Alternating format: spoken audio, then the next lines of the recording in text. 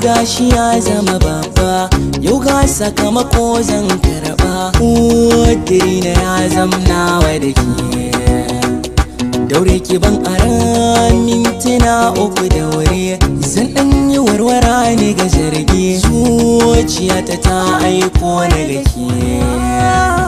Na so ganin ki zan furta so, ga babu tabbacin zaki so, amma sarai na zuciyata ya mata fuska ta bayyana. So ne yake ta sukar zuciya, ga jiki duka ya gajiya. Hanyar da za na samu sauki ɗaya ce sirrin gakiya na zayyana. Gane gaban ki tauraruwa, samun haske cikin idanuwa, ko za na samu nutsuwar kwakwalwa, manufata na bayyana.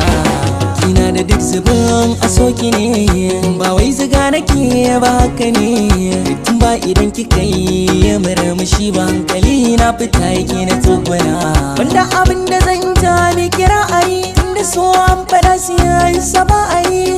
Fata guda nake, abin da zuciya take ji take ma ta ayyana. Sarauniya mai mulki zuciya, sai na tana ki hankali ke kwanciya. So ya rufan ido, ba na ganin sauran mata ko ina. Haska ni kin ji tauraruwa, daure ni ma ki sani inuwa. Jijiyar ni daɗi na so zamar kawana sani na ɗanɗana. Jiki da zuciya naki ne, kwarai na kike biɗa zan baki ne. In dai a gona ne, kin wuce duk matsayin abin da rai za ya ayyana.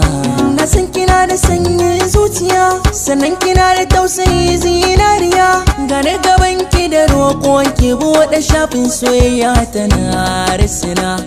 Fata nake ki marhaba da ni, ciwo na rai ki ba na magani. Da na rasa ki babu wani bigire da rayuwa ta zana jingina. Ki gane ni ina ji da ke, gare ni babu tamkar yake. A zuciya in ba san ki ba, babu kawanar wata ya da zana adana. Akan ki ne nake kula fici, na yarda zana ɓata lokaci, domin na saki yau farin ciki ko da nawa zana sallama.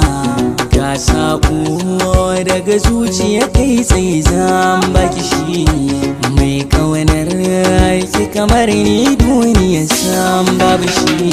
Ki yarda da ni ɗaya zaki so, ki tarbe ni gani na ƙara so. Tauraruwa sai ta hasken ke kai na ma haske ko ina, tare da ki